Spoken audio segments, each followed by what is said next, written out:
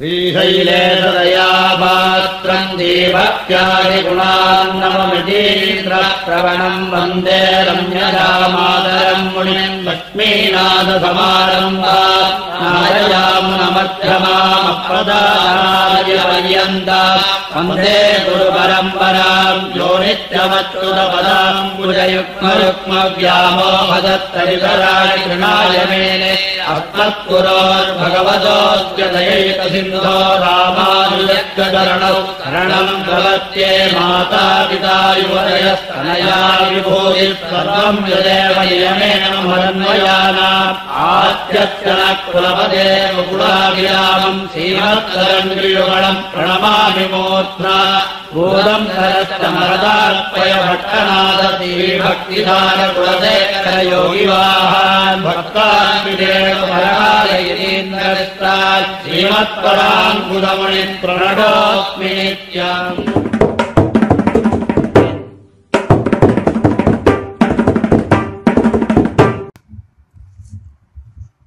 गुरुमुखमणगीत्यप्राह वेदानशेषान् नरपति परिक्लिप्तं शुल्कमादातु कामः स्वशुरवमरवन्द्यं रङ्गनाथस्य साक्षात् द्विजकुलतिलकं तं विष्णुचित्तं नमामि मिन्नार् கடமதில் சூழ் வில்லிபுத்தூர் எண்ணுறுகால் சொன்னார் கழற்கமலம் சூடினோம் முன்னால் கிழியறுத்தான் எண்ணுரைத்தோம் கீழ்மைனில் சேரும் வழியறுத்தோம் நெஞ்சமே வந்து பாண்டியன் கொண்டாடப்பட்ட ரவிரான் வந்தானென்னு இந்திய சங்கமெடுத்தூதா வேண்டிய வேதங்களோதி விரைந்து கிழியறுத்தான் வாதங்கள் யாமுடைய 10.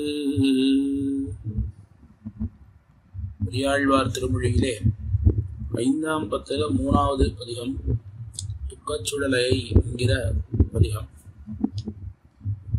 இந்த பதிகத்தினுடைய அவதாரிகையிலே சுவாமி பெரியவாச்சான் பிள்ளை சில விசேஷாம்சங்களை காண்பித்திருப்பார்.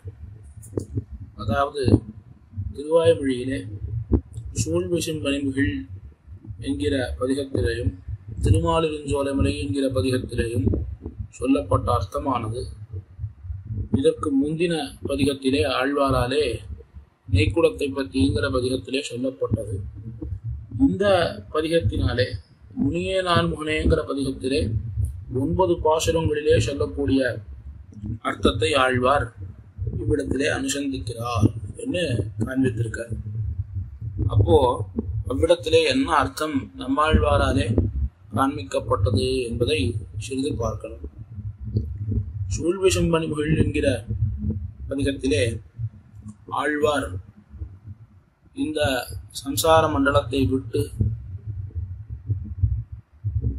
அங்கே பரமபதத்திற்கு எழுந்தருளக்கூடிய சமயத்திலே அங்கே அந்த கதியானது எப்படி இருக்கு, அந்த அர்ச்சிராதி கதி எல்லாம் எப்படி இருக்குங்கிறத பறக்க பேசி அந்தமில் பேரின்பத்து அடியரோடு இருந்தமை என்று தலை கட்டி இந்த அனுபவம் இது மானசிகமான அனுபவம். அந்த மானசிகமான அனுபவம் இனிமேலும் அந்த அனுபவத்தை அனுபவிக்காமல் இந்த சம்சார மண்டலத்திலே இருக்க முடியாது என்கிற காரணத்தினாலே அடுத்த பதிகமான முனியே நான் முகனேன் என்கிற பதிகத்திலே எம்பெருமானை அழைக்கிறார். இனிமேலும் இந்த சம்சார மண்டலத்திலே நீ என்னை வைக்கக்கூடாது, உன்னோடே சேர்த்து கொள்ள வேணும், இனிமேல் உன்னையும் என்னையும் யாராலையும் பிரிக்க முடியாது, நீ என்னை விட்டு பிரிந்து போகணும்னு நினைத்தாலும் அதுவும் முடியாது என்று எம்பெருமானிடத்திலே ஆழ்வார் தெரிவிக்கிறார். அப்போ அதே அர்த்தத்தை தான் கீழ்ப்பதிகத்திலே பெரியாழ்வார் காட்டியிருக்கார். அதிலே அறவத்தமிழினோடும் அழகிய பார்க்கடலோடும் அரவிந்த பாவையும் தானும் அகம்படி வந்து புகுந்து இன்னும் தம்முடைய ஹிருதயத்திலே எம்பெருமான் அவன் குடிகொண்டு எழுந்தருளியிருக்கான் என்ன அப்பேற்பட்ட அந்த இருப்புக்கு பரவுகின்றான் விட்டு சித்தன் பட்டினம் காவல் பொருட்டே என்று அவர் திருக்காப்பு சாத்துகிறார். அப்படிப்பட்ட அந்த அனுபவத்தை இவருக்கு எம்பெருமான் அளித்தவுடன் சரி உமக்கு இந்த அனுபவத்தை நான் தந்துட்டேன், நான் மறுபடியும் புறப்படுகிறேன் என்று எம்பெருமான் புறப்படலாம்னு நினைக்கிறானாம். இவர் உடனே பெரியாழ்வார், இனி போக விடுவதுண்டே, இனி போ, உன்னை விட்டு நான் இருக்க மாட்டேன், இனி ஒரு நொடி பொழுது கூட உன்னை பிரிய மாட்டேன் என்று இந்த பதிகத்திலே காண்பிக்கிறார். ஆகையினால இந்த பதிகத்திலே எம்பெருமானுடைய குணங்களிலே ரக்ஷகத்துவம் என்கிற அத்தியாச்சரியமான ஒரு குணம். இந்த ரக்ஷகத்துவம் என்கிற குணத்துக்கு 2 லட்சணங்கள் சொல்லப்படுறது. அதாவது 2 லட்சணங்கள் இல்ல, 2 விஷயங்களை கொண்டதாக இருக்கு இந்த ரக்ஷகத்துவம் என்கிற குணம். ஒன்னு அனுஷ்ட நிவிருத்தி, மொத்தம் 1 இஷ்ட பிராப்தி. கீழ்ப்பதிகத்தில் அனுஷ்ட நிவிருத்தியை சொன்னார். நெய்க்குடத்தை பற்றி எருமெரும்புகள் போலிருந்து எங்கும் கைக்கொண்டு நிற்கின்ற நோய்கால் காலம் பெற உய்யப்போமின் மெய்கொண்டு வந்து புகுந்து வேதப்பிரானார் கிடந்தார் என்று எம்பெருமான் தம்முடைய திருவுள்ளத்திலே குடியேறியதை சொல்லி, இனிமேல் எனக்கு எந்த விதமான நோய்களும் இல்லை என்று எம்பெருமானாலே இந்த அனுஷ்டங்கள் எல்லாம் நீக்கப்பட்டது என்று அவனுக்கு மங்களாசாசனம் பண்ணினார், பல்லாண்டு பாடினார். அனுஷ்ட நிவிருத்தி ஆயிடுத்து. இப்போ இஷ்ட பிராப்தி ஆகணும். எம்பெருமான அனுஷ்ட நிவிருத்தியை முடித்து விட்டு சரி நான் போகிறேன்னு கிளம்ப நினைக்கக்கூடிய சமயத்துல இல்ல உன்னுடைய குணத்திலே அனுஷ்ட நிவிருத்தியை மாத்திரம் நீ தந்துட்டு இஷ்ட பிராப்தியை தரலேன்னு சொன்னால் இந்த ரக்ஷகத்துவம் என்கிற குணம் நிறைவு பெறாமல் போயிடும். ஆகையினாலே நீ எனக்கு இஷ்ட பிராப்தியை தந்தருட வேணும் என்ன இப்பதிகத்திலே ஆழ்வார் எம்பெருமான் திருமாலின் சோலை எம்பெருமான் திறத்திலே தம்முடைய இஷ்ட பிராப்தியை தந்தருட வேணும் என்று பிரார்த்திக்கிறார். இது இந்த பதிகத்தினுடைய ஒரு சாரமான ஒரு அவதாரிகை சொல்லப்பட்டிருக்கு. சுவாமி பிள்ளலோகாச்சாரியர் ரட்சிக்கையாவது விரோதியை போக்குகையும் அபேட்சிதத்தை கொடுக்கையும் என்று தெரிவித்திருக்கார். எம்பெருமானுடைய ரக்ஷகத்துவம் என்கிற குணம் விரோதியை போக்கிவிட்டு அபேட்சிதத்தை தரணும். வெறுமன விரோதியை மாத்திரம் போக்கிவிட்டான், ஆனால் அபேட்சிதத்தை தரலேன்னு சொன்னால் அந்த குணம் பரிபூர்ணமாகாது.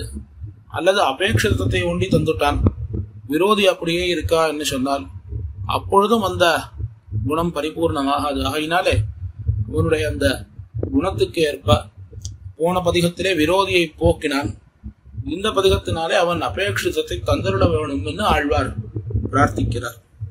மேலே இந்த பதிகத்தினுடைய பாசுரங்களை யதாவகாசம் இவ்விடத்திலே நாம் அனுபவிப்போம்.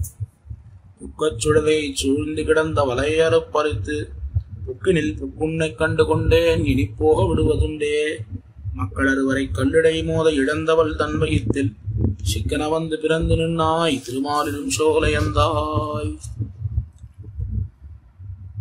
எம்பெருமானை அனுபவிக்கிற போது உன்னை நான் எப்படி சிரமப்பட்டு கஷ்டப்பட்டு உன்னை நான் வந்து அடைந்திருக்கேன், இப்படி நான் அடைந்த பிறகு நீ என்னை விட்டு போகிறேன்னு சொன்னா எப்படி என்னால உன்னை விட முடியும், எப்படி விட முடியும் என்ன தான் அனுபவித்த அந்த கஷ்டங்களை சொல்லுகிறார். துக்கச்சுடலை சூழ்ந்து கிடந்த வளையற பறித்து, துக்கச்சுடலை ஒரு வியாதிகள் எல்லா வியாதிகளும்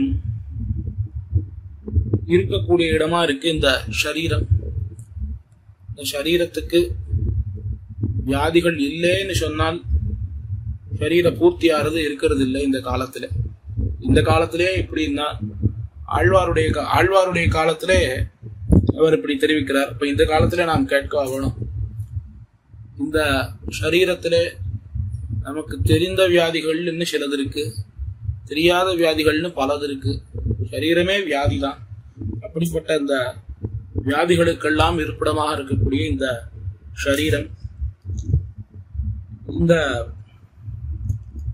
சரீரம் இப்படி இருக்கிறபடியாலே என்னாகிறது, ஒரு துக்கம் வருது, அந்த துக்கம் நீங்கின பிறகு மற்றும் ஒரு துக்கம் அத்தை பத்தி கொண்டு வருகிறது. இப்படி ஒரு சுழற்சி முறையிலே துக்கங்களானது, வியாதிகளானது இந்த சரீரத்திலே வந்து போகிக்கொண்டே இருக்கிறது.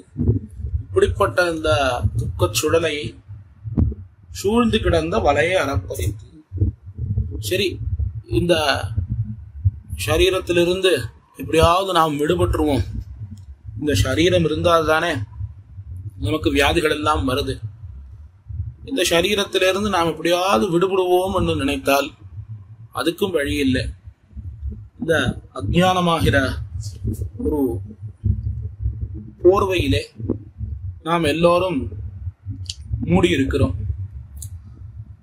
இந்த அஜ்ஞானமானது நம்முடைய ஆத்மாவை மறைத்துவிட்டு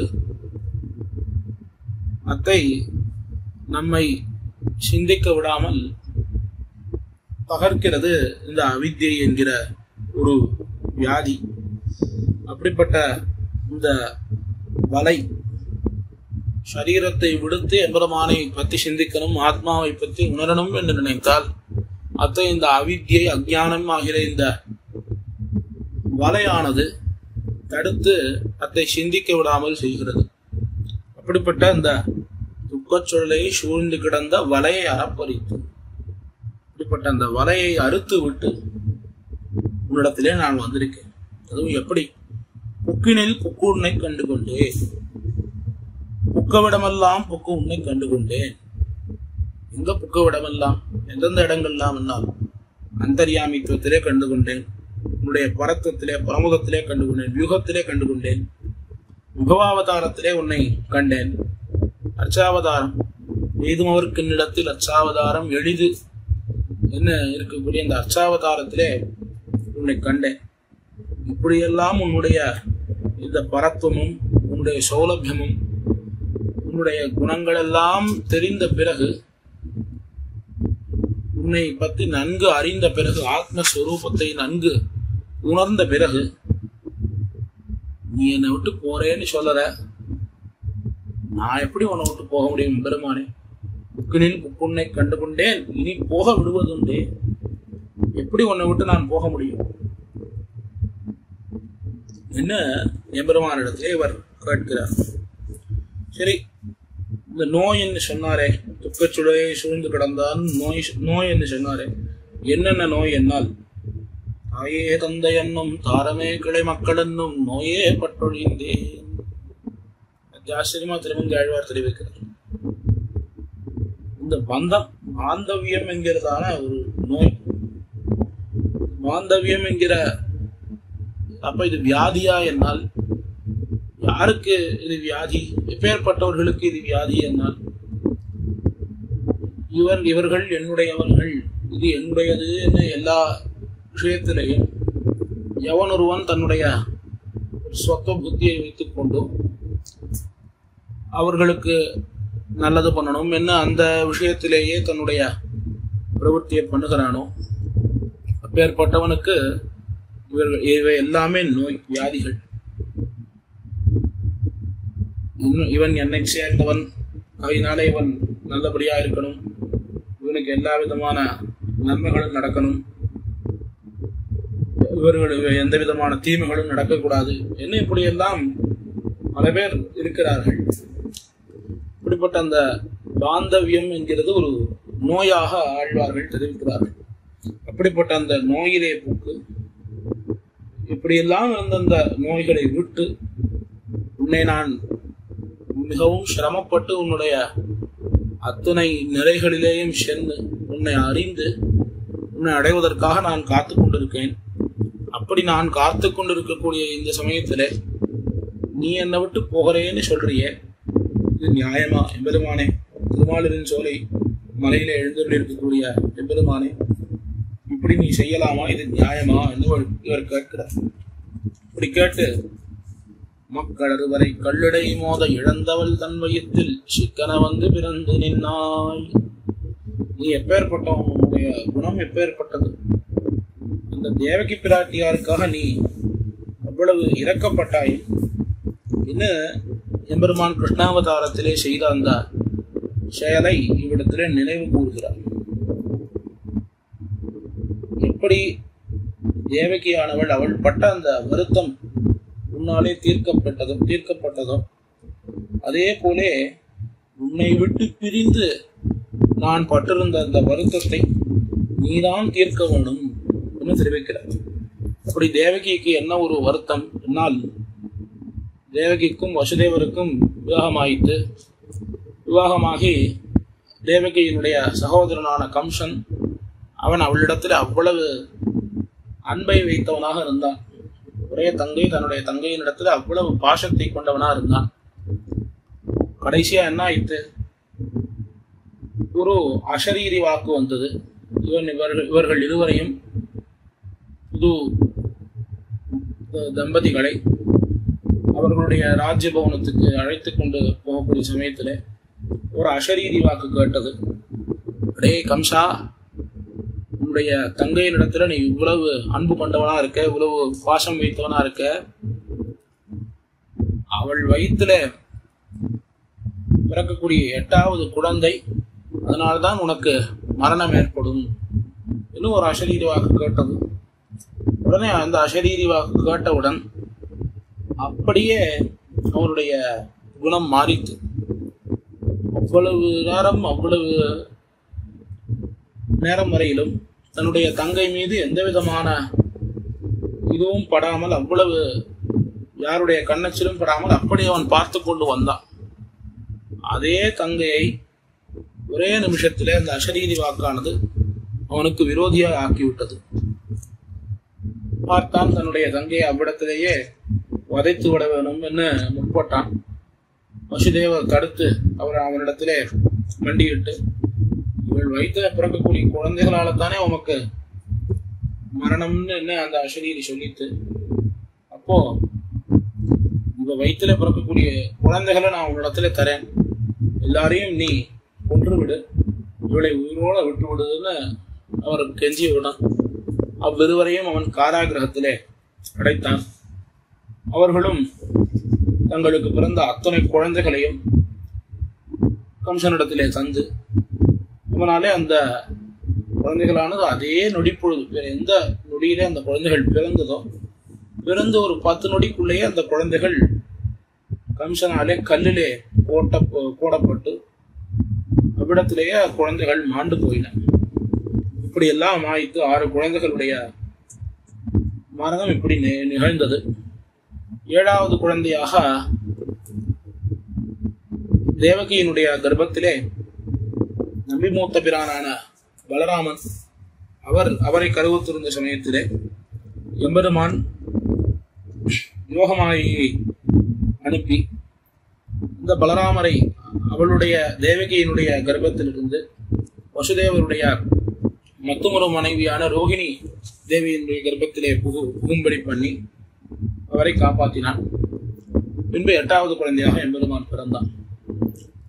இப்படியே அவன் பிறந்து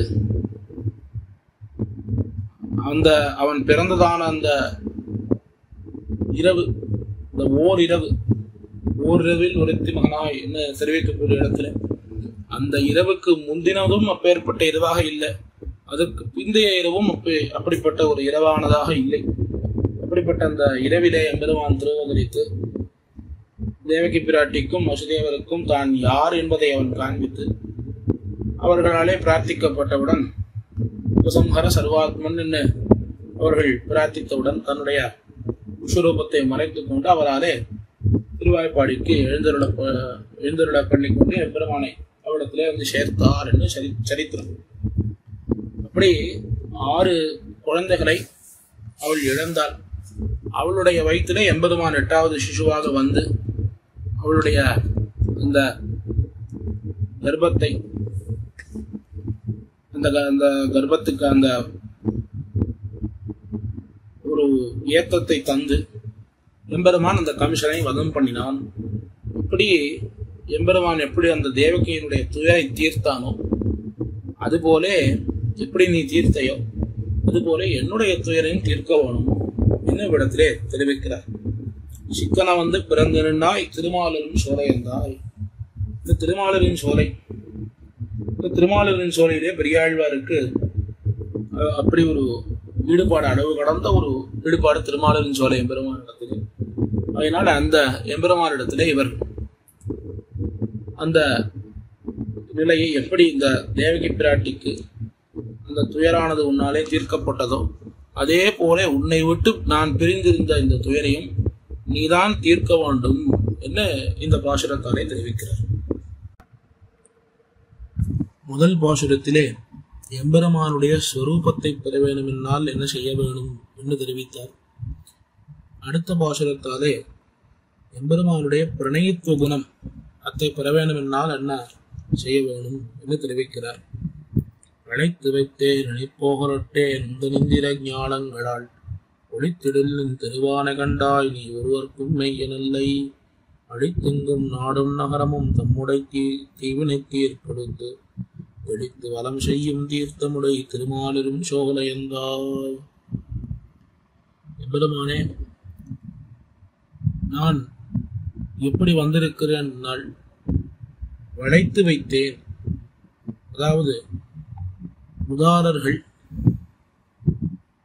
செல்லும் பொருந்தியவர்கள், அவர்களுடைய வீட்டு வாசல்களிலே தரித்திரர்களும் குருடர்களும் அந்தகர்களும் எப்படி சென்று அவர்கள் பிக்ஷையிடுவார்களா என்ன காத்து கொண்டிருப்பார்களோ அதே போல இவர்களிடத்திலே ஏதாவது வாங்கிட்டுதான் போவோமே வழியா இவ்விடத்தை விட்டு நகரமாட்டோம் என்ன நிற்பர்களோ அதுபோலே உன்னை தேடி நான் இங்கே வந்திருக்கிறேன், வளைத்து வைத்தேன்.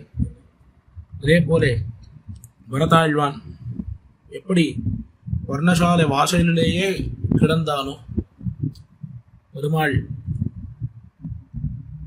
அயோத்தியைக்கு திரும்பி வரும் வரையிலும் பரதாழ்வான் எப்படி எம்பெருமானுக்காக பெருமாளுக்காக காத்து கொண்டு கிடந்தானோ அதுபோலே நானும் உனக்காக காத்து கொண்டிருக்கிறேன் என்று தெரிவிக்கிறார். இனி போகலொட்டேன். உன்னுடைய குணங்கள், உன்னுடைய ஸ்வரூபம், என்னுடைய ஸ்வரூபத்தை உணர்ந்த பிறகு எப்படி நான் உன்னை விட்டு போக முடியும்? இனி போகலொட்டேன். ஒரு நொடி பொழுது கூட உன்னை விட்டு நான் போக மாட்டேன் என்று தெரிவிக்கிறார். இந்த இந்திர ஞானங்களால் ஒளித்திடில் எம்பெருமானுக்கு இருக்கக்கூடிய அந்த அகட்டித கடனா சாமர்த்தியம், அதாவது அபோக்கியமாக இருக்கக்கூடிய வஸ்துக்களை எம்பெருமான் போக்கியமாக காட்டக்கூடிய ஒரு சாமர்த்தியம் பொருந்தியவன். அற்பசாரங்கள் அவை சுவைத்தகன் முடிந்தேன் என்று திருவாய்மொழியில ஆழ்வார் தெரிவிக்கிறார். இப்படி இந்த சம்சாரமாகிற இந்த அல்பசாரம், இந்த ஒரு சம்சாரத்திலே ஒரு போகத்தை உண்டுபடுத்தும்படியாக பண்ணி நம்மை இந்த சம்சாரத்திலே ஈடுபடுத்தும்படி எம்பெருமான் அவனுடைய அந்த லீலையை செய்து கொண்டிருக்கிறான். அவனுடைய அந்த இந்திர ஞானம், அவனுடைய அந்த லீலைகள்,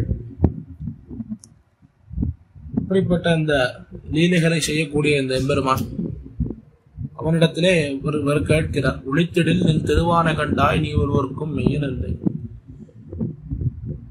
உன்னுடைய இந்த ஞானங்களால், இந்த விசித்திரமான இந்த சிருஷ்டியினாலே, அதாவது அல்பமா இருக்கக்கூடிய வஸ்துக்களிலே மிகுந்த ஒரு போகத்தை அனைவருக்கும் ஏற்படுத்தும்படி பண்ணி அவர்களை அந்த விஷயத்திலேயே ஈடுபடுத்தி பிறகு உன்னிடத்திலே நீ சேர்த்துக் கொள்கிறாய்.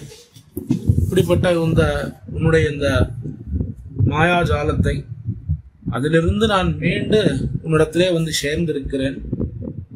இப்படி சேர்ந்த என்னை நீ ஏற்றுக்கொள்ளவில்லை என்று சொன்னால் உன்னுடைய திருவானை,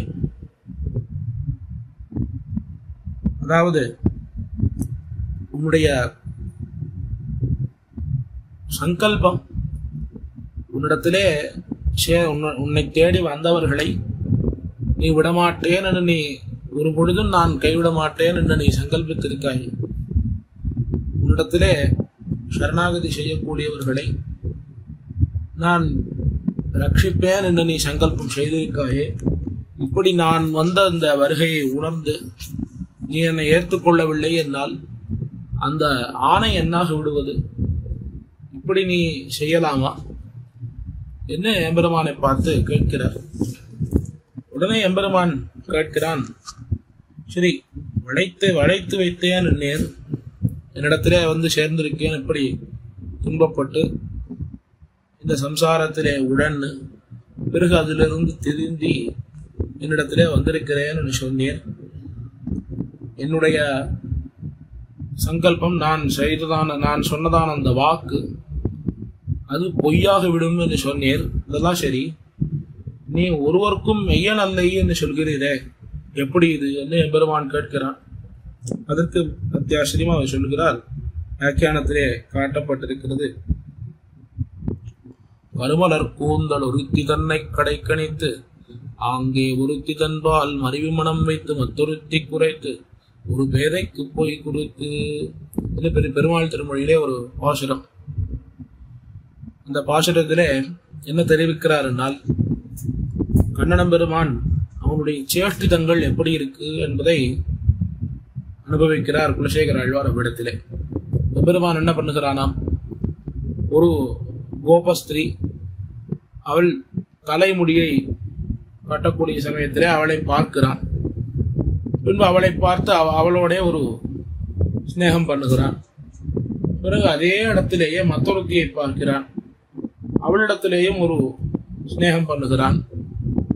பின்பு மற்றொரு பெண்ணை பார்க்கிறான், அவளிடத்திலே நான் உனக்குத்தான் நான் சேவகன் இப்படி பொய் சொல்லுகிறான். இப்படி மூவருக்குமே எம்பெருமான் ஒரு சத்தியத்தை தராமல் இவன் இப்படி இந்த சேட்டிதங்களை செய்து கொண்டு வருகிறான் என்று அவ்விடத்திலே தெரிவித்திருக்கார். அதனாலே நீ ஒருவருக்கும் மெய்யன் அல்லை, இப்படி நீ இந்த திருவானையை இந்த சம்சாரமாகிற பெருங்கடலிலேயே என்னை மூழ்கடித்து என்னை உன்னோடு சேர்த்து கொள்ளாமல் நீ வைத்திருந்தாய் என்று சொன்னால், உன்னுடைய வாக்குக்கும், அதாவது என்னை தேடி வந்தவர்களுக்கு நான் அபயம் தருவேன் என்று நீ சொன்ன அந்த வாக்குக்கும் ஒரு பிரயோஜனமே இல்லாமல் போய்விடும். அதை நீயே கடைபிடிக்கலை என்று உன்னிடத்திலே ஒரு தோஷமானது ஏற்பட்டுவிடும். ஆகையினாலே நீ என்னை சேர்த்து கொள்ள வேண்டும் எம்பெருமானே என்று பிரார்த்திக்கிறார். மேலும் உன்னுடைய அனுகிரகமானது எப்படி அமைந்திருக்கிறது, திருமாலின் சோலை எம்பெருமான் அவன் எப்படி எல்லாருக்கும் அனுகிரகம் பண்ணுகிறான் என்னால், அடித்தெங்கும் நாடும் நகரமும் தம்முடை தீவினை தீர்க்கொடுத்து தெளித்து வளம் செய்யும் தீர்த்தமுடை திருமாலிடும் சோலையந்தாய். அடித்தெங்கும் நாடும் நகரமும், அதாவது எம்பெருமானை தேடி வரக்கூடியவர்கள் எத்தனையோ விதமான பக்தர்கள் இருப்பார்கள். ஒருவன் ஆர்த்தனா இருப்பான், மற்றொருத்தன் அர்த்தார்த்தியா இருப்பான், ஒருவன் ஞானியா இருப்பான், ஒருவன் ஜிக்ஞாசுவா இருப்பான். எம்பெருமானே கீதையிலே தெரிவிக்கிறான், சதுர்விதா பஜந்தே மாம் என்று ஆர்த்தோ ஜிக்ஞாசுகோ அர்த்தார்த்தி ஞானீச்ச பரதர்ஷபா என்று தெரிவிக்கிறான். அப்படி எம்பெருமானிடத்திலே இப்படி பற்பல அல்ப விஷயத்தை தேடி வரக்கூடியவர்களும் இருப்பார்கள், அவனையே அடைய வேணும் என்று வரக்கூடியவர்களும் இருப்பார்கள். ஆனால் எம்பெருமான் அல்ப விஷயத்தை தேடி வரக்கூடியவனுக்கு நான் இவ்வளவுதான் அனுகிரகம் பண்ணுவேன், என்னையே தேடி வருவனுக்கு நான் அதிகமாக பண்ணுவேன் என்று அவன் அந்த ஒரு பாரபட்சத்தை அவன் பார்ப்பதில்லை. அடித்தெங்கும் நாடும் நகரமும் என்று அத்தனை பேருக்கும், அதாவது அவன் அஞ்ஞனாக இருந்தாலும் விசேஷஜனாக இருந்தாலும் எம்பெருமானுக்கு அனுகூலனாக இருந்தாலும் இல்லது அவனுக்கு தீங்கு நினைக்கணும் என்று நினைத்தாலும் பிரதிகூலனாக இருந்தாலும் எம்பெருமானே இல்லை என்று சொல்லக்கூடியவர்களும் பலர் இன்னைக்கும் அவன் சன்னதிகளுக்கு சென்று அவனிடத்திலே அபராத க்ஷேமனம் பண்ணுகிறார்கள். வெளியிலே பெருமாளிலே கடவுள் இல்லை என்று பல நாஸ்திகவாத பிரச்சாரம் பண்ணினாலும் உள்ள அவர்களுக்குள்ள ஒரு பயமானது இருக்கும். எம்பெருமானை சென்று சேவித்து அவர்கள் அந்த பயத்தை போக்கிக் கொள்கிறார்கள். அதாவது பயத்தை போக்கிக் கொள்ளல, தங்களுக்குன்னு ஒரு உண்மைத்தன்மை இல்லாமல் இருக்கிறார்கள். இப்படி இருக்கக்கூடிய ஜனங்களும் இருக்கக்கூடிய இந்த லோகத்திலே நீ எல்லாருக்கும் ஒரே விதமா நீ அனுகிரகம் பண்ணுகிறாய். எம்பெருமானிடத்திலே அதீவ பக்தி கொண்டவனுக்கு தான் எம்பெருமான் அதிகமாக அனுகிரகம் பண்ணுவான். இன்னும் அவனை இல்லை என்று சொல்லக்கூடியவர்களுக்கு அவன் அனுகிரகம் பண்ணுவதில்லை என்று பார்க்க முடியாது. அப்படி அவனுடைய அந்த அனுகிரக விசேஷமானது எப்படி அமைந்திருக்கிறது. அத்தனை பேரையும் அவன் ரட்சிக்கிறான். அப்படி ரட்சித்து அவர்கள் தங்களுடைய அந்த தீவினைகள், தாங்கள் செய்ததான அந்த தீய செயல்கள் எல்லாம் தீரும்படியாக தெளித்து வளம் செய்யும் தீர்த்தமுடை இந்த சிலம்பாறு காணும் தந்திருமாலரும் சோலையே, இந்த நூப்புற கங்கை என்று சொல்லுவார்கள். அப்பேற்பட்ட அந்த சிலம்பாறு, இந்த சிலம்பாறு பாயக்கூடியதான அந்த திருமாலரின் சோலையில எழுந்தருளி இருக்கக்கூடிய இந்த எம்பெருமான், இவன் இப்படி ஒவ்வொருடத்திலேயும் பாரபட்சத்தை பார்க்காமல் அனுகிரகம் பண்ணக்கூடியவனாக இருக்கான். இப்படிப்பட்ட அந்த எம்பெருமான் தன்னை சேர்த்து கொள்ள வேணும், தனக்கு அனுகிரகம் பண்ண வேணும், இந்த சம்சாரத்திலிருந்து தம்மை நீக்க வேணும் என்று பிரார்த்திக்கிறார். இதற்கு அடுத்த பாசுரம், 3வது பாசுரம். இந்த பாசுரத்திலே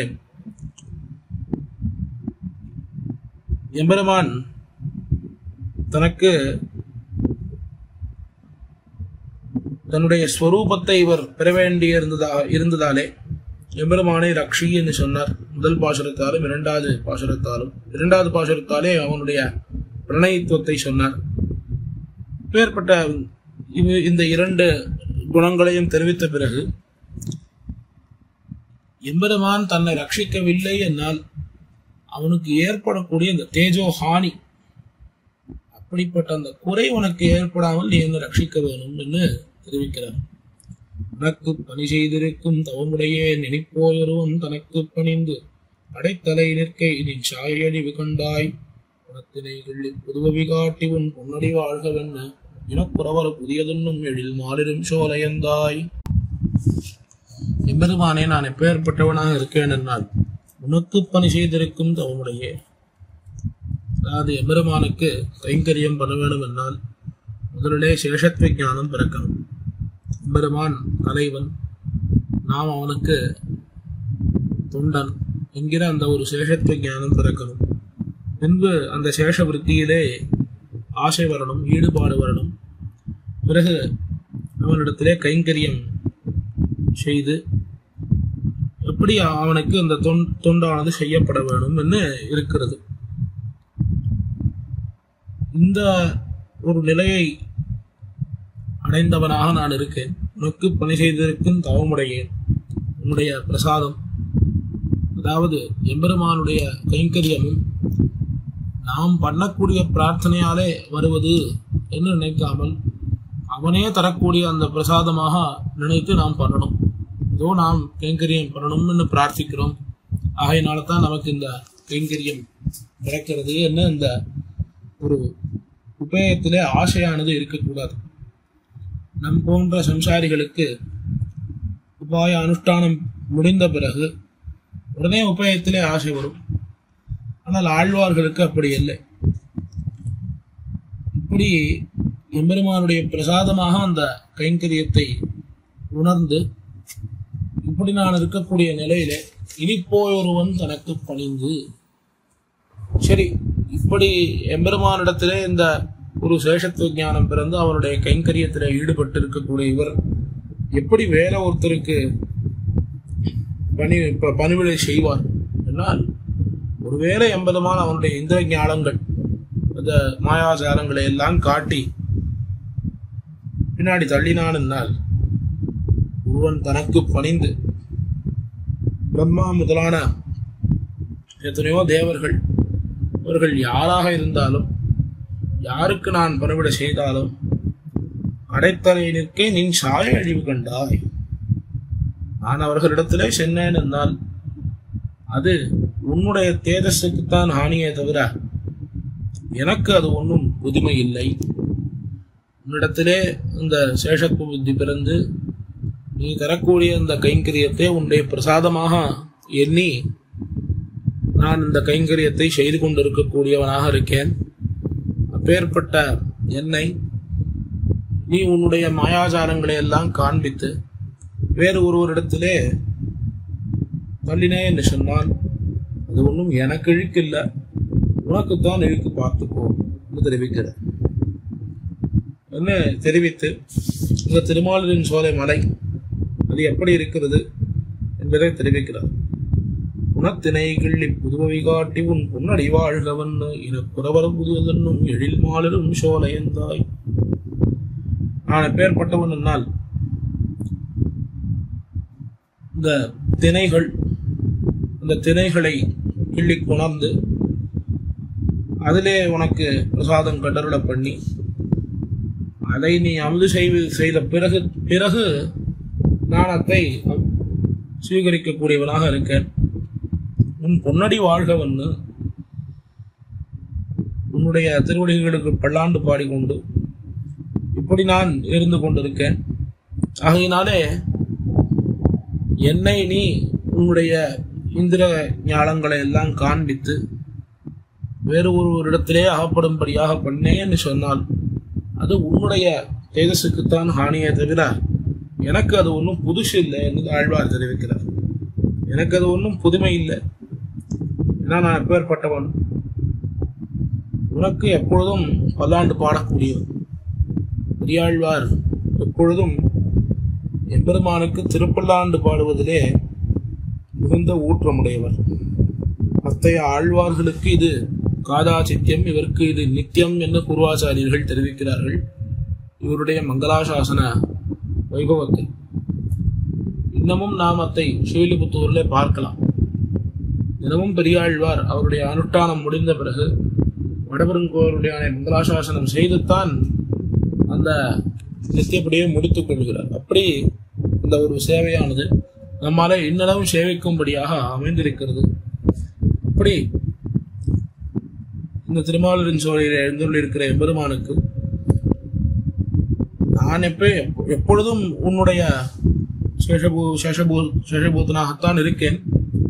ஆகையினாலே நீ என்னை ஏற்றுக்கொள்ள வேணும் என்று இவ்விடத்திலே பிரார்த்திக்கிறார். உன் பொன்னடி வாழ்கவன்னு இனக்குறவரும் புதியதுன்னும் எழில் மாலிரும் சோலை எந்தாய். இந்த திருமாலிரும் சோலை எப்பேற்பட்டதாக இருக்கிறது என்னால் மிகவும் அழகு வாய்ந்ததாக இருக்கிறது. அங்க இருக்கக்கூடிய ஜனங்கள் அத்தனை பேரும் ஸ்திரீகள், புருஷர்கள், இப்படி விருத்தர்கள், இப்படி ஒரு வித்தியாசம் இல்லாமல் எல்லோரும் எப்பொழுதும் எம்பெருமானுக்கு மங்களாசாசனம் செய்தவாறே இருக்கிறார்கள். எல்லாவிடத்திலும் எங்கும் பறந்து பல்லாண்டொலி செல்லானிற்கும் சீர் என்ன திருமாலின் சோலையை பற்றி கீழேவர் அனுபவித்தார். அப்படி இந்த திருமாலின் சோலை அங்கே இருக்கக்கூடிய எம்பெருமானிடத்திலே அவன் ஒருவனுக்கே தான் ஆப்பட்டவன் என்று நம்முடைய அந்த ஒரு நிலையை இவ்விடத்திலே காண்பித்திருக்கிறார். இப்படி எம்பெருமான் ஒருவனுக்கே தாம் அடவி பூண்டவர் என்று தம்முடைய சேஷத்துவத்தை உணர்ந்த ஆழ்வார் அடுத்த பாசுரத்தாலே அவன் திருவடிகளை விட்டால் வேற புகலிடம் இல்லை என்று தெரிவிக்கிறார். காதம் பழவும் திரிந்துடனேற்கு அங்கோர் நிழலில்லை நீருமில்லை, உன் பாது நிழலால் மொத்தோர் உயிர்ப்பிடம் நானெங்கும் காண்கின்றேன், துது சென்னாய் குறுபாண்டவர் காயங்கோர் பொய்ச் சுத்தம் பேசிச் சென்று வேதம் செய்தெங்கும் பிணம்படுத்தாய் திருமாலிரும் சோலையந்தாய். என்னுடைய மனசிற்கும் கண்ணுக்கும் எட்டினவிடம் எல்லா இடத்துக்கும் நான் போயிட்டு வந்துட்டேன். ஆனால் எந்த இடத்திலேயும் ஒரு ஒதுங்குகைக்கு ஒரு இடமானது இல்லை. இந்த சம்சார மண்டலத்திலே காதம் பலவும் திரிந்துடனேற்கு அங்கோர் நிழல் இல்லை, ஒரு நிழல் கூட இல்லை, ஒதுங்குவதற்கு நீரும் இல்லை, என்னுடைய தாபத்தை தீர்ப்பதற்கான தண்ணீரும் இல்லை. இப்படி நான் எந்த விதமான கதியும் இல்லாமல் உன்னுடைய திருவடிகளிலே வந்து நான் சரண் புக்கிருக்கிறேன். உன்னுடைய திருவடிநிழல் தடம் எங்கே இருக்கோ அங்கதான் என்னுடைய மூச்சு விடுகைக்கு உகந்த இடமா இருக்கு என்று ஆழ்வார் தெரிவிக்கிறார். ஒரு மூச்சு விடுகைக்கு கூட ஒரு இடமில்லை. உன்னுடைய திருவடி நிழல் எவ்விடத்திலே இருக்கோ அவ்விடத்திலே தான் என்னால் நிம்மதியாக இருக்க முடிகிறது. இந்த சம்சாரத்திலே இருந்து என்னை நீக்கி விடுவது என்று தெரிவிக்கிறார். தெரிவித்து எம்பெருமான் அவன் தூது சென்ன விற்த்தாந்தம். தூது சென்னாய் குருபாண்டவர்காய் அங்கோர் பொய்ச்சுத்தம் பேசி சென்று தன்னுடைய திருவடிகளை பத்தினார்கள். திருவடி நிழலிலே நம்பி வந்தவர்கள் அவர்களை எம்பெருமான் எப்பொழுதும் கைவிட்டதில்லை என்று காண்பிப்பதற்காக ஒரு விற்த்தாந்தத்தை தெரிவிக்கிறார். எம்பெருமான் பாண்டவர்களுக்காக தூது போனான் கௌரவ சபையிலே. எம்பெருமான் அந்த தூது போகி இங்கே பாண்டவர்களுக்கு சேர வேண்டிய ஒரு சொத்தை தான் மீட்டு தர வேண்டும் என்று பார்த்தான். ஆனால் கௌரவர்கள் அதற்கு ஒத்துக்கல்ல. எம்பெருமான்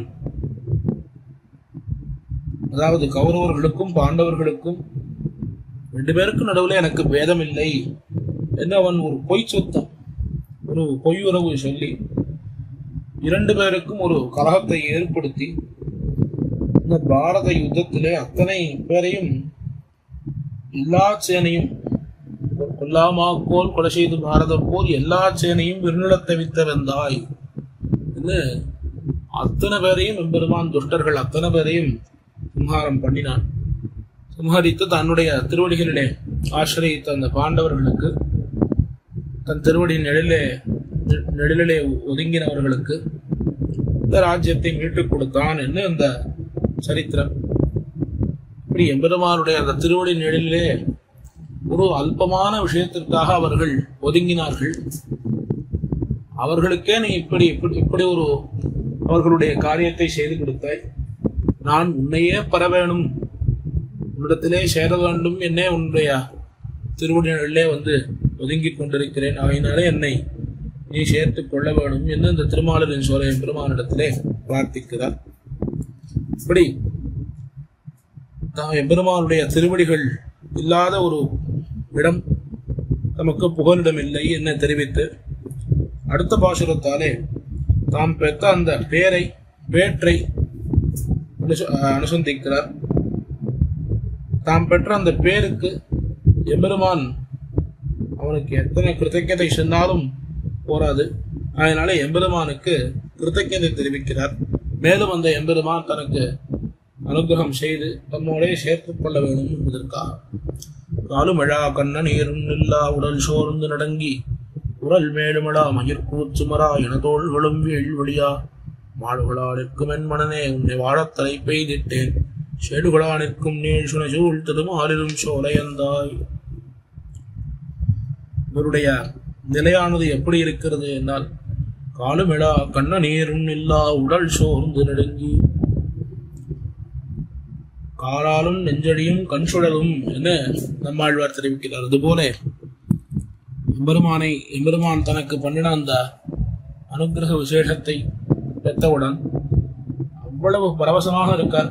எம்பெருமானை நினைத்து நினைத்து கண்ணீர் விடுகிறார். நம்முடைய இந்த பரவசத்தினாலே அவருக்கு இந்த உடலானது சோர்ந்து விட்டு நடுங்கி போகிறார். உடல் மேலுமிடா மயிர்கூச்சுமரா என்ன எம்பெருமானை நினைத்து அவன் பண்ணின அந்த பேத்துக்கு அவனை ஸ்மரிக்கிறார், அவனை கூப்பிடணும்னு நினைக்கிறார். ஆனால் வார்த்தை வரமாட்டேங்கிறது. அப்படி எம்பெருமானுக்கு அப்படி ஒரு கிருத்தஜதை பண்ணுகிறார். என தோள்களும் ஒளியா இப்படி எம்பெருமானுக்கு தாம் அவன் தமக்கு பண்ணின அந்த அனுகிரக விசேஷத்தை நினைத்து பூரிப்பாக இவ்வாழ்வார் இருக்கிறார். இப்படி இந்த நிலைமையை தமக்கு தந்து ஒரே நிமிஷத்திலே நீ மறைந்து போய் விடுகிறேன்னு தெரிவிக்கிறாயே, உன்னை வாழ தடை பெய்திட்டேன். இனிமே இருக்கக்கூடிய அத்தனை நிமிஷங்களும் இந்த சம்சாரத்திலே இல்லாமல் உன்னோடே சேர்ந்திருக்க வேணும், உனக்கு தொண்டு செய்திருக்க வேணும் என்று நான் நினைத்துக் கொண்டிருக்கிறேன். ஒருவேளை நீ என்னை ஏற்றுக்கொள்ளலை, என்னை உன்னோட சேர்க்கவில்லை என்றால் நான் எப்படி ஆகிவிடுவேன் என்னால் சேருகளானிற்கும் நீல் சுனிசோஷ் திருமாலும் சோலையந்தாய். அதாவது மத்சியங்கள், இந்த மத்சியங்கள் துள்ளி விளையாடக்கூடிய நீர்நிலைகள், அப்படியே அந்த நீர் சுனைகளாலே சூழப்பட்ட அந்த திருமாலின் சோலையிலே எம்பெருமான் எழுந்தருளி இருக்கார் என்று தெரிவிக்கிறார். சூச்சகமா என்ன தெரிவிக்கிறார் என்னால், இனிமேல் நீ என்னை ஒரு நொடிப்பொழுது கூட சேர்த்துக் கொள்ளலை என்று சொன்னால் நான் ஒரு மத்சியமானது எப்படி ஜலத்திலிருந்து வந்தால் உயிர் வாழாதோ அதுபோல நானும் தரிக்க மாட்டேன் என்ன பெருமானிடத்தில் தெரிவிக்கிறார். இப்படி இளைய பெருமாளும் பிராட்டியும் ராமபிரான் சக்கரவர்த்தி திருமகன் காட்டுக்கு எழுந்துள்ள வேணும் என்று தெரிவிக்கிற போதும் எப்படி ஒரு மத்சியத்தை போல உன்னுடைய பிரிவானது எங்களுக்கு ஏற்பட்டால் நாங்கள் அடுத்த க்ஷணம் ஜீவிக்க மாட்டோம் என்று தெரிவித்தார்களோ அதுபோல இந்த திருமாலின் சோலை எம்பெருமான் திறத்திலே இவரும் இப்படி உன்னுடைய அனுகிரக விசேஷத்தை எனக்கு தந்து நீ மறைகிறேன் என்று இப்படி மறைந்து விட்டாயே, மறுபடியும் உன்னுடைய சேர்த்தியானது எனக்கு ஏற்படணும், உன்னோட நான் சேர வேண்டும், உனக்கு கைங்கரியம் செய்ய வேண்டும், அதனாலே நீ என்னை சேர்த்துக் கொள்ளலை, என்னை மறுபடியும் வந்து பார்க்கவில்லை என்னால் ஒரு மத்சியத்தை போலே நானும் ஜலத்திலிருந்து விடுபட்ட மத்சியத்தை போலே நானும் ஜீவிக்க மாட்டேன் என்று இந்த பாசுரத்தாலே தெரிவிக்கிறார். இப்படி எம்பெருமானுடைய திருவடி நிழலிலேதான் தாம் வாழ வேணும் என்று பிரார்த்தித்து, இந்த மோட்சத்தை தர வல்லவர்கள் வேறு யாரும் இல்லை, நீ ஒருவன்தான் இந்த சம்சாரத்தை விடுவித்து சம்சாரத்திலிருந்து விடுவித்து மோட்சத்தை தர வல்லவன் என அடுத்த பாசுரத்தாலே தெரிவிக்கிறார். இருத்து கொடியுடையானும் பிரமணமென்றிரனும் மத்த முறுத்தருமை பிறவி என்னும் நோய்க்கு மருந்தறிவாருமில்லை, மருத்துவனாய் நின்ற மாமணிவண்ணா மறுவிரவி தவிர திருத்தி உன் கோயில் கடை புகப்பை திருமாலினும் சோலையந்தாய். சிவனோ பிரமனோ அல்லது இந்திரனோ அல்லது மற்றும் இருக்கக்கூடிய தேவ ஜாதியைச் சேர்ந்தவர்களோ அல்லது சேதனர்களோ வேறு யாரும் இந்த பிறவி என்கிற நோய்க்கு தீர்வு என்ன என்பதை அறிந்தவர்கள் அல்ல. எருத்து கொடியுடையான் இந்த சிவன், அவன் தாமச பிரகிருதியான குணங்களுக்கு தலைவனாக இருக்கக்கூடியவன். ஆகையினாலே தாமசமான ஒரு மிருகத்தை தன்னுடைய கொடியாக அமைத்து வைத்திருக்கக்கூடிய அந்த ருத்ரனோ அல்லது ஞானியா இருக்கக்கூடிய இந்த பிரம்மாவோ, மூணு லோகத்துக்கும் அரசனா இருக்கக்கூடிய இந்திரனோ, மற்ற முமுட்சுக்களோ அதாவது முமுட்சுக்களாக தங்களை பாவித்துக் கொண்டிருக்கக்கூடிய தேவர்களோ வேறு யாரும் இந்த பிறவி என்கிற நோய்க்கு மருந்தறிவார்கள் இல்லை. நீ ஒருவன்தான் அந்த மருந்தை அறிவாய், நீ ஒருவன்தான் மருத்துவன். அப்போ நீ என்ன பண்ண வேணும்? எனக்கு இந்த சம்சாரமாகிற துயரிலிருந்து என்னை விடுவித்து உன் கோயிலிலே என்னை சேர்த்துக் கொள்ள வேணும், உன்னுடைய திருவடி நிழலிலே நான் வாழும்படியாக நீ செய்தருள வேணும் என்று பிரார்த்திக்கிறார். எம்பெருமான் எப்படி இருக்கான்னால், மருத்துவனாய் நின்ன மாமணிவண்ணா மறுபிறவி தவிர திருத்தி. இந்த பிறவி என்கிற நோய்க்கு மருந்து வேறு யாரும் அறிய மாட்டார்கள் என்று தெரிவித்தார். நீ ஒருவன்தான் மருத்துவன், நீ ஒருவன்தான் இதற்கு என்ன மருந்து என்பதை அறிவாய் என்பதையும் தெரிவித்தார். சரி, அப்படி அறிந்த நீ என்ன செய்ய வேண்டும் என்பதை மறுபிறவி தவிர திருத்தி என்று தெரிவிக்கிறார். உன்னிடத்திலே ஒரு முறை எம்பெருமான் திறத்திலே நாம் சரணாகதியை செய்தோம் என்னால் அந்த சரணாகதியானது அவன் நம்மளை ரட்சித்து எப்பொழுதும் அவன் திறத்திலே வைத்துக் கொள்வான், அவன் நம்மளை எப்பொழுதும் காப்பாற்றுவான் என்கிற அந்த ஒரு நிலையை இவ்விடத்திலே காட்டுகிறார். எம்பெருமான் மருத்துவனாய் நின்ற மாமணிவண்ணா என்ன திருமாலின் சோலை எம்பெருமானை தெரிவிக்கிறார். என்ன மருத்துவன், என்ன மருந்தை அவன் அறிந்தவன் என்னால், அவனேதான் மருந்து, அவனேதான் மத்துமுண்டான மந்திரம், மருத்துவனும் அவன்தான். மருந்தும் பொருளும் அமுதமும் தானே இன்னும் ஆழ்வார்கள் தெரிவிக்கிறார்கள். அந்தணருமா தந்தி வைத்த மந்திரத்தை இப்படி பல பிரகாரங்களாக அவன் ஒருவன்தான் இந்த சம்சாரத்திலிருந்து நீக்கி நம்மை மோட்சத்திற்கு அழைத்து செல்லக்கூடியவன். அந்த சாமர்த்தியமானது எம்பெருமான் ஒருவனுக்கு மட்டுமே உண்டு என்பதை பாசுரத்தாலே தெரிவித்து அவனுடைய பரத்துவத்தை கொண்டாடுகிறார். இவ்விடத்திலே கண்டாகர்ணன் என்கிற ஒரு ராட்சசனுடைய சரித்திரமும் அனுசந்திக்கப்படுகிறது. அவன் பெரிய சிவபக்தனாக இருந்தான். சிவனிடத்திலே அவ்வளவு அபரிமிதமான பக்தியை கொண்டு அவனுக்கு அத்தனை விதமான சேவகங்களும் செய்ய வேணும் என்று கைலாசத்திற்கு புறப்பட்டான். அங்கே போய் எனக்கு மோட்சத்தை தர வேணும் என்று பிரார்த்தித்தான் சிவனிடத்திலே. சிவன் உடனே மறுத்து விட்டார். சிவபெருமான், மோட்சத்தை தர வேணும் என்று என்னிடத்திலே நீ கேட்பதே தவறு. அதற்குண்டான அதிகாரம் எம்பெருமான் சிவன் நாராயணன் ஒருவனுக்கே உண்டே ஒழியா வேறு யாருக்கும் இல்லை என்று அவனை எம்பெருமான் திருவடிகளிலே சேர்ப்பித்து அந்த கண்டாகர்ணனானவன் மோட்சத்தை அடைந்தான் என்று சரித்திரம். ஆகையினாலே இப்படி இந்த சம்சாரமாகிற இந்த நோயை அறுத்து அதற்கு மருந்து தர வல்லவர்கள், மோட்சம் என்கிற ஒரு மருந்தினை தர வல்லவர்கள் எம்பெருமானை தவிர வேறு யாரும் இல்லை என்பதை பாசுரத்தாலே தெரிவிக்கிறார். இப்படி தெரிவித்து அடுத்த பாசுரத்தாலே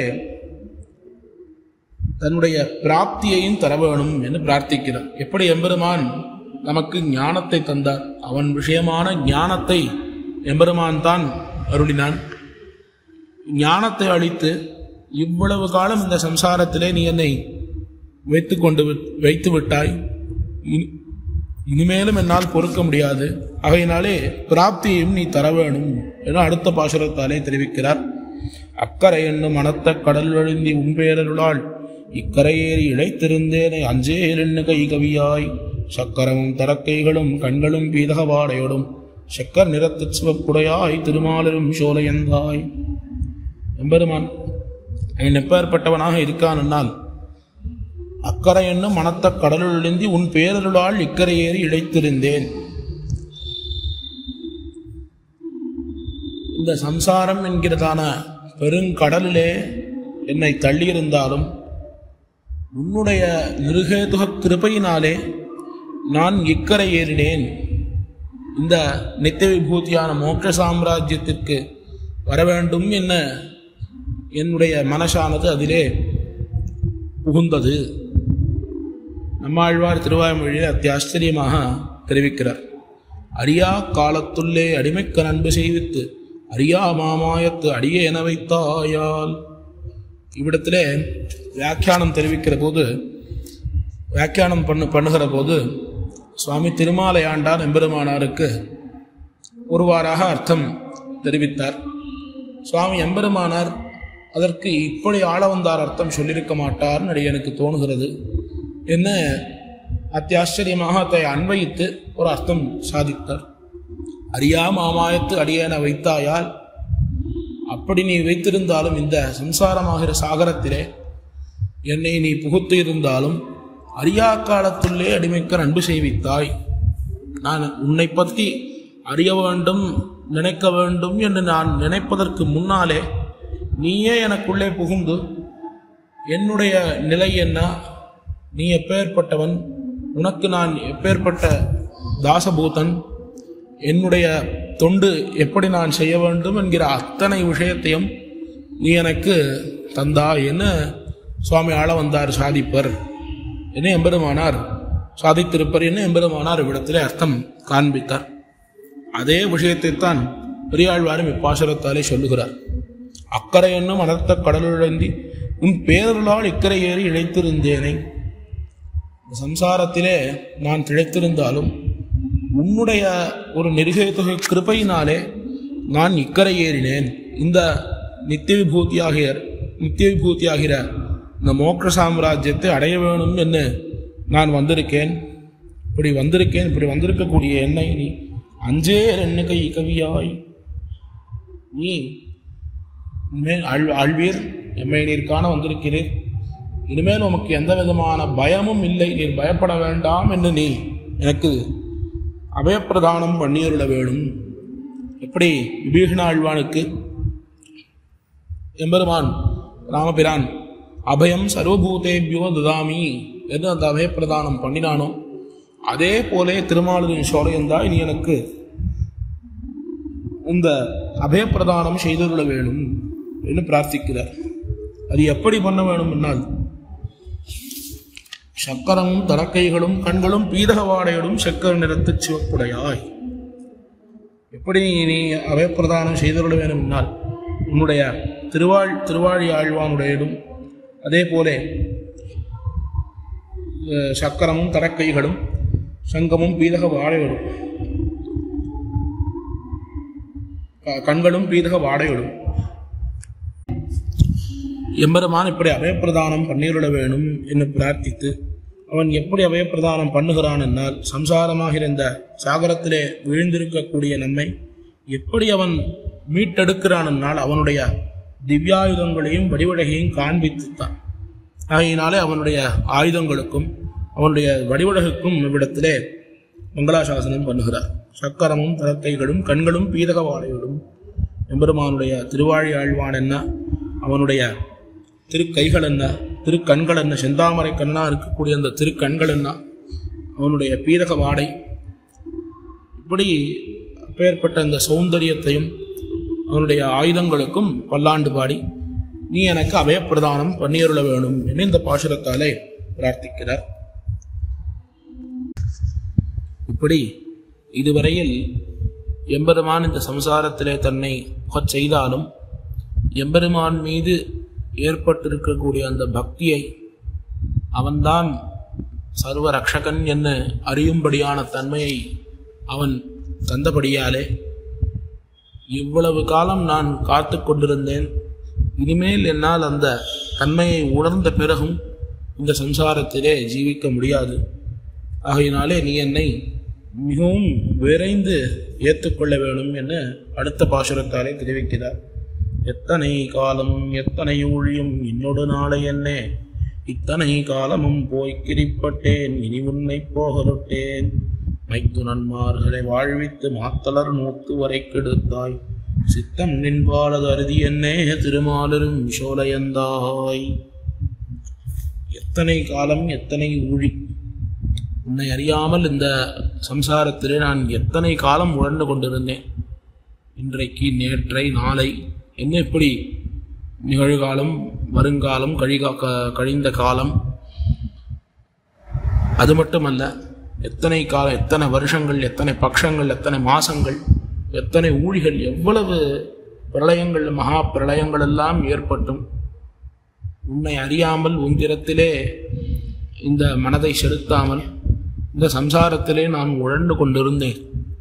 போய்க்கிரிப்பட்டேன், இத்தனை காலமும் போய்க்கிரிப்பட்டேன். ஒரு இயந்திரத்திலே ஒரு தானியத்தை நாம் செலுத்தினால் அந்த யந்திரமானது அந்த தானியத்தை நன்னா மாவாக ஆக்கி நன்கு அந்த மாவை மறுபடியும் அரைத்த பிறகும் அரைத்து கொண்டே இருக்கும். அதுபோல இந்த சம்சாரத்திலே நானும் இவ்வளவு காலம் உழண்டு கொண்டே இருக்கேன். இவ்வளவு காலம் உழண்டு கொண்டிருந்தேன். இனி உன்னை போகலிட்டேன். உன்னுடைய தன்மை அறிந்த பிறகு, நீதான் சர்வ ரக்ஷகன் என்ன நான் உணர்ந்த பிறகு எப்படி என்னால் உன்னை விட்டு போக முடியும் என்ன தெரிவிக்கிறார். நீ எப்பேற்பட்டவனால் மைத்துனன்மார்களை வாழ்வித்து மாத்தலர் நூத்து வரை கெடுத்தாய். எம்பெருமானுக்கு இவர்கள்தான் ஆசிரித்தர்கள். இவர்கள் தன்னை ஆசிரித்தர்களுக்கு இவர்கள் தன்னை ஆசிரிக்காதவர்கள் என்கிற பேதம் கிடையாது அவனுக்கு. அதாவது விரோதிகள் கிடையாது. இவன் நல்லவன் ஆகையினால இவனுக்கு நாம் நல்லது செய்யணும், இவன் தீயவன் ஆகையினால இவன் செய்த தீமைக்கு தண்டனை அளிக்கணும் என்ன ஒரு பாரபட்சங்கிறது கிடையாது. ஆனால் பாண்டவர்களுக்காக கௌரவர்கள் மீது எம்பெருமான் ஒரு கோபம் கொண்டவனாக இருந்தான். எப்படி என்னால் எம்பெருமானுக்கும் கௌரவர்களுக்கும் நேரடியாக எவ்விதமான பகையும் இல்லை. ஆனால் பாண்டவர்கள் எம்பெருமானுக்கு பிராணபூதர்களாக இருந்தார்கள். மம பிராணாகி பாண்டவாகா என்று கண்ணன் தெரிவிக்கிறார். எவ்விடத்திலே என்னால் கண்ணன் தூது செல்வதற்காக அஸ்தினாபுரத்திற்கு விரைந்தான். அங்கே அவன் பாண்டவர்களுடைய தூதனாக வந்தபடியாலே அவனுக்கு ராஜ்யத்திலே ஒரு இடத்திலே ஒரு அறையை தந்து அவனுக்கு கௌரவங்கள் எல்லாம் தர வேணும் என்று துரியோதனன் காத்து கொண்டிருக்கிற சமயத்திலே கண்ணன் அங்கே வரவே இல்லை, அரண்மனைக்கு வரவே இல்லை. நேரடியாக விதுரருடைய பவனத்திற்கு சென்றான். துரியோதனன் கேட்டான், என்பா கிருஷ்ணா, இப்படி நீ இந்த அரண்மனையிலே வந்து தங்காமல் விதுரருடைய கிரகத்துக்கு சென்னாயே, எதற்காக, என்ன காரணம்? நீ ஒரு தூதனாக வந்திருக்கிறாய், அப்போ உன்னை கௌரவிக்கணுங்கிறது எங்களுடைய கடமை இல்லையா? எப்படி நீ இங்கே வராமல் அங்கே போகலாம் என்று கேட்டவுடன் கண்ணன் பெருமான் அத்தியாச்சரியமாக ஒரு வார்த்தை தெரிவித்தான். விஷதன்னம் நபோக்தவ்யம், அதாவது எதிரிகளுடைய திறத்திலே சென்று அவர்கள் அளிக்கக்கூடிய போதனத்தை உட்கொள்ளக்கூடாது, அவர்களுடைய இருப்பிடத்துக்கு நாம் செல்லக்கூடாது என்று இருக்கு. ஆகையினாலே நான் வரலை என்னானா. துரியோதனனுக்கு ஒன்றும் புரியல. உனக்கும் எனக்கும் என்ன பகை? உனக்கும் எனக்கும் ஒரு பகையுமே இல்லையே, நாம் இன்னும் அந்த நட்புறவோடத்தானே இருக்கிறோம். இப்படி இருக்கக்கூடிய சமயத்தில் நீ எப்படி என்னை எதிரியாக பாவித்தா என்று காட்டானா. உனக்கும் எனக்கும் பகை இல்லை, நீயும் நானும் நட்புறவோடத்தான் இருக்கிறோம். ஆனால் உனக்கும் பாண்டவர்களுக்கும் பகை. பாண்டவர்கள் என்னை ஆசிரியத்தவர்களாக இருக்கார்கள், என்னுடைய பிராணபூதர்களாக இருக்கார்கள். அவர்களுக்கு நீ எதிரியாக இருக்கிறபடியாலே எனக்கும் நீ எதிரித்தான். ஆகையினாலே நான் உன் திறத்திலே வந்து போஜனம் உட்கொள்ள மாட்டேன் என்று கண்ணன் பெருமான் அவ்விடத்திலே தெரிவித்தான் என்று மகாபாரதத்திலே காட்டப்படுகிறது. அதுபோல எம்பெருமானுக்கு நேரடியாக விரோதிகள், சத்ருக்கள் என்பவர்கள் யாரும் இல்லை. தன் அடியார்களிடத்திலே யாராவது அவர்களை துன்புறுத்தினால் அவர்கள்தான் எம்பெருமானுக்கு விரோதிகளே தவிர வேறு யாரையும் அவன் விரோதபாவத்தோடே பார்ப்பவன் அல்ல.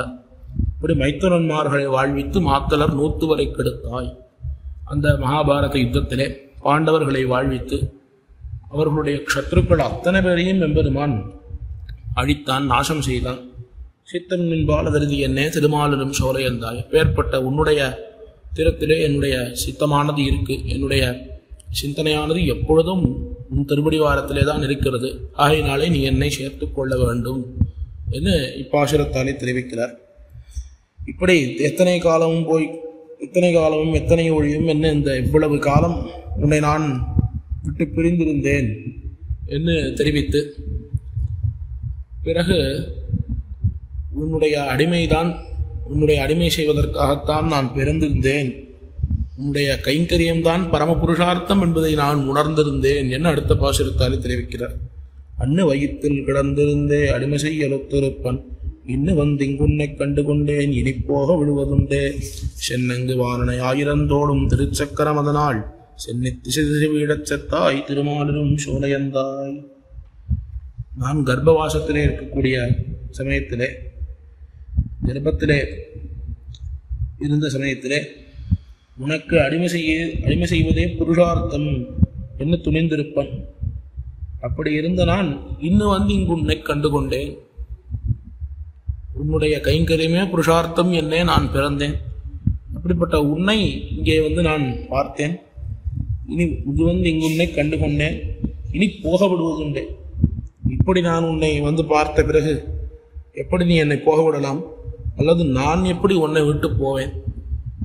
சென்னங்கு வாரணை ஆயிரந்தோடும் திருச்சக்கரம் அதனால். எம்பெருமானுக்கும் பானாசுரனுக்கும் நடைபெற்ற அந்த யுத்தத்தை தெரிவிக்கிறார். துவாரகையிலே 1000 தோள்களை கொண்டதான அந்த பானாசுரன் கண்ணனம் பெருமானோடு சண்டையிட்டு அவனுடைய 1000 தோள்களையும் கண்ணனம் பெருமான் அனைத்து தோள்களையும் அறுத்து எல்லா திசையிலையும் எரிந்தார். சென்னி திசை வீழச் செத்தாய் திருமாலிலும் சோலையந்தாய். பேர்பட்ட அந்த திருமாலின் சோலை எந்தாய், இந்த திருமாலின் சோலையில் எழுந்தருளிருக்கக்கூடிய எம்பெருமான், முன்திரத்திலே நான் அடிமை செய்யாமல் இத்தனை காலம் நான் இழவுபட்டேன். இப்பொழுது உன்னை பார்த்த பிறகு உன்னை விட்டு நான் எங்கேயும் போக மாட்டேன் என்று பாசுரத்தாலே தெரிவிக்கிறார். தெரிவித்து இந்த பதிகத்தை கத்தால் என்ன பயன் என்பதை கடைசி பாசுரத்தாலே தெரிவிக்கிறார். சென்னுலகம் குடைந்தாடும் சுனை திருமாலின் சோலை தன்னுள் நின்னபிரான் அடிமேல் அடிமைத்திறம் நேருபடவின் அப்பம் செய் பொந்திகள் மாடம் புளிந்து தோன்னும் புதுவைக்கோன் விட்டு சித்தன் உண்டினோடு என்பதும் பாடவல்லார் உலகம் அளந்தான் தமரே. சென்னுலகம் குடைந்தாடும் சுனை, அதாவது எல்லாவிடத்திலும் எங்கும் பறந்து பல்லாண்டொடி செல்லானிருக்கும் சீர் தென்திருமாலின் சோலையே என்று கீழே தெரிவித்தார் 4ஆம் பத்திலே. அதுபோல உலகத்திலே இருக்கக்கூடிய அத்தனை பேரும் அவர்கள் எம்பெருமான் திறத்திலே எதற்காக வந்தார்களோ, அவனுடைய சொரூபத்தை உணர்ந்து வந்தவர்களாக இருந்தார்களோ, அல்லது சொரூபத்தை உணராமல் வந்தவர்களாக இருக்கக்கூடியவர்களோ, அல்லது அவனுக்கு அனுகூலரோ பிரதிகூலரோ, அப்படி அத்தனை பேரும் எம்பெருமானுக்கு புகழ்ந்து அவன் திறத்திலே, திருமாலின் சோலை எம்பெருமான் திறத்திலே அத்தனை பேரும் அவனுடைய அழகிலே மூழ்கி இருக்கார்கள். அப்படி சென்னுலகம் குடைந்தாடும் சுனை திருமாலின் சோலை தன்னுள் நின்னபிரான், இந்த திருமாலின் சோலைமலையிலே நின்று கொண்டிருக்கக்கூடிய அந்த அழகரம் பெருமான், அவருடைய திருவடிகளிலே இந்த அடிமைத்திறம் பெரியாழ்வார் தெரிவித்ததான இந்த அவர் திருவடிகளிலே நாம் பண்ணக்கூடிய அந்த கைங்கரிய பிரார்த்தனை, இந்த பதிகத்தை பெரியாழ்வார் தெரிவித்ததான இந்த பதிகத்தை பொந்திகள் மாடம் புளிந்து தோன்னும் புதுவைக்கோன் விட்டுசித்தம், இந்த பெரியாழ்வார் இவர் எழுந்தருள் இருக்கக்கூடிய இடம் எப்படி இருக்கிறது என்ன, பொந்திகள் மாடம் புளிந்து தோன்றும், அதாவது ஸ்வர்ணமயமான மாடங்களிலே, இந்த ஸ்வர்ணமயமான மாடங்கள் நிறைந்திருக்கக்கூடிய ஸ்ரீவில்லிபுத்தூர், அந்த ஸ்ரீவில்லிபுத்தூருக்கு கோணாக இருக்கார் பெரியாழ்வார். அவர் தெரிவித்ததான இந்த பதிகத்தை உன்னினோடு என்பதும் பாடவல்லார் உலகமளந்தான் தமரே, இந்த பதிகத்தை அபியசிக்கக்கூடியவர்கள் அவர்களுக்கு 2 பலன் கிட்டும் என்கிறார். என்னென்னா, ஸ்வஸ்வாதந்திரியம் என்பது குலையும், அந்நியசேஷத்துவம் என்பது குலையும். ஆகையினால்தான் உலகமளந்தான் தமரே, உன்னினோடு என்பதும் பாடவல்லார் உலகமளந்தான் தமரே என்னார். எம்பெருமான் உலகமளந்ததற்கு ஒரு அத்தியாச்சரியமான காரணம் சொல்லப்படுகிறது. உகந்த உள்ளத்தனாய் உலகமளந்த அண்டமுரா என்று திருப்பானாழ்வார் தெரிவிக்கிறார். எதற்காக இந்த லோகங்களை எல்லாம் பெருமான் அளந்தான் என்னால், தன்னுடைய ஒரு மேன்மையை காண்பிப்பதற்காக. தான் தான் இந்த லோகங்கள் அத்தனைக்கும் ரட்சகன், தான் தான் இந்த உலகங்கள் அத்தனையும் படைத்தவன் காப்பவன், அத்தனையும் எம்பெருமான் தான் என்று காண்பிப்பதற்காக எம்பெருமான் உலகமளந்தான். அவ்வுலகமளந்தபடியாலே அத்தனை பேரும் எம்பெருமானுக்கு பரதந்திரர்கள் என்பது பிரத்யட்சமாக அவ்விடத்திலே காணப்பட்டது. அதுபோல இப்பதிகத்தை சேவிப்பவர்கள் அவர்களுக்கு ஸ்வஸ்வாதந்திரியம்ங்கிறது நீங்கும். ஒவ்வொருத்தன் தான் தான் சுதந்திரன், எனக்கு என்னை கேள்வி கேட்பவன் யாரும் இல்லை என்கிற அந்த நிலை மாறும். அதே போல நமக்கு எம்பெருமான் ஒருவன்தான் சுவாமி, மற்றைய தேவதைகள் நமக்கு சுவாமி அல்ல என்கிற ஒரு எண்ணமும் அவர்களுக்கு ஏற்படும் என்ன இப்பதிகத்தினுடைய பலத்தை கடைசி பாசுரத்தாலே தெரிவித்தார். ஆகையினால இந்த பதிகத்தினுடைய சாரமான அர்த்தம், இந்த சம்சாரத்திலே திகழ்ந்து அதிலே இருந்து விடுபட வேண்டும் என்று நினைக்கக்கூடிய பெரியாழ்வார் திருமாலின் சோலை எம்பெருமான் திருவடிவாரத்திலே நீ என்னை சீக்கிரமாக ஏற்றுக்கொள்ள வேண்டும், இந்த சம்சாரத்திலே இருந்து நீக்க வேண்டும் என்று பிரார்த்தித்து எம்பெருமான் திருவடிகளிலே அவர் சரணாகதி பண்ணினார் என்ன இந்த பதிகத்தினுடைய சாரமான ஒரு அர்த்தம். இதை அடியேனுக்கு தெரிந்த சில வார்த்தைகளை கொண்டு இவ்விடத்திலே விண்ணப்பித்தேன். பல குத்தங்குறைகள் இருக்கக்கூடும், அதையெல்லாம் சமித்தருட வேண்டும் என பிரார்த்திக்கிறேன். மேலும் எப்பேற்பட்ட இந்த ஒரு பாக்கியத்தை அளித்தமைக்கு ஸ்ரீமத் பரமஹம்சேத்யாதி யதுகிரி யதிராஜர் சுவாமியினுடைய திருடிவாரங்களுக்கு அடியனுடைய கிருத்தக்கியதான சந்தானங்களையும் பிரணாமங்களையும் தெரிவித்துக் கொண்டு, மேலும் இந்த உபன்யாசத்தை ஏற்பாடு பண்ணக்கூடிய அத்தனை பேருடைய திருடிவாரங்களுக்கும் அடியனுடைய கிருத்தக்கியதைகளை பண்ணிக்கொண்டு அடியே நமகிறேன். ஸ்ரீமத்தியே விஷ்ணுசித்தாரிய மனோநந்தன ஹேதவே நந்தநந்தன சுந்தரியை கோதாய நித்யமங்கலம் ஸ்ரீதன்வி நகராதீஷ மங்களாசாசனேனிஷம் நிர்ணீத பரதத்வாய விஷ்ணுசித்தாய மங்கலம் ஸ்ரீமதே ரம்யஜாமாத்ரு முனீந்திராய மகாத்மனே ஸ்ரீரங்கவாசினே பூயான் நித்யஸ்ரீ நித்யமங்கலம். அடியார்கள் வாழ அரங்கநகர் வாழ சட